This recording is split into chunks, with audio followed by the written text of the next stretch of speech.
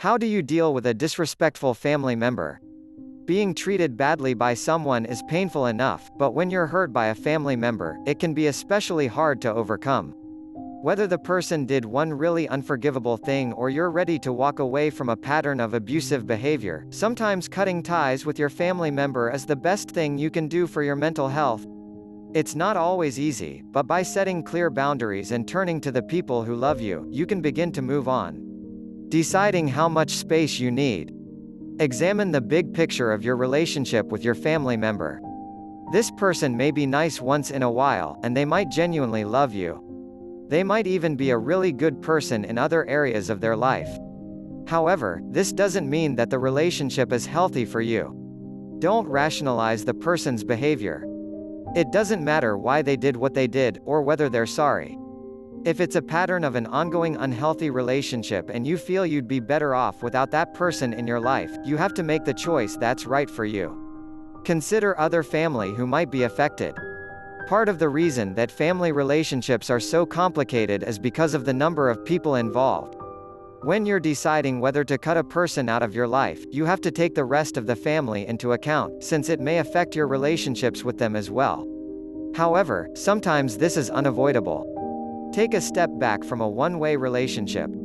If you notice that whenever you talk to your family member, it's all about them rather than being a give and take conversation, it's likely a toxic relationship. This narcissistic behavior is unlikely to change, and you're probably better off keeping your contact with that person to a more superficial level. Get distance from family members who feed off of drama.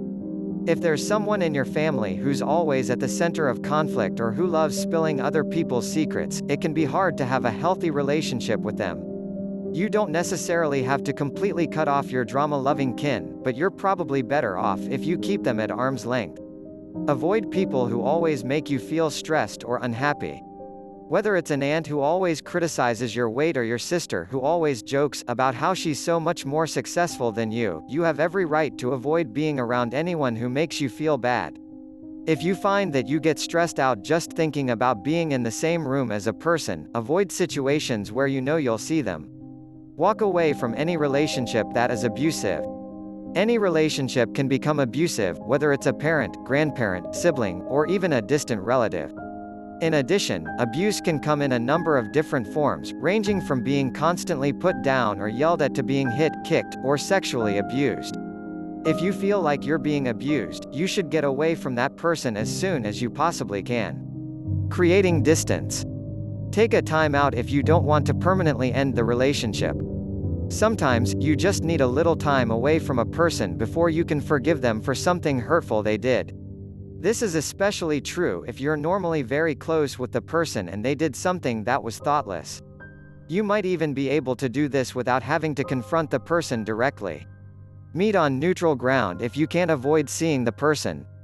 If, for some reason, it's not practical to cut ties completely with your family member, try meeting in a public space when you need to talk. Ask them to join you at a coffee shop, park, or restaurant, where either of you can walk away if you need to. Stay calm if you decide to talk to the person face to face. Once you make the decision to cut ties with the person who hurt you, you may decide to have a talk with them to let them know this. Let the person know that you no longer plan to visit, and you won't be answering their phone calls or other attempts to contact you. These conversations can be emotional and explosive, but try to stay calm, and keep in mind that soon this drama will be a part of the past. If you have a chance, it may help you stay calm if you plan out what you're going to say ahead of time. Send an email or a letter if you want to plan out your words. If you want to tell the person how you feel and you're afraid you'll have trouble expressing yourself in person, try writing out what you really want to say. Let them know that you plan on taking some time away from them. Consider making a copy of the letter so you can reference it if they claim you said something you didn't say. Be clear and straightforward about wanting to have distance from the person. Whether you're talking in person or you're writing a letter, you don't want to leave this conversation open-ended. Even if down the road you decide you can forgive your family member, they won't take you seriously if they think you're just complaining. Be aware they may try to manipulate you or others. Your family member may lash out after the conversation. They may spread rumors about you, try to get other family members not to speak to you, or try to manipulate you into repairing the relationship. If you're prepared for this ahead of time, you'll be more likely to stay strong.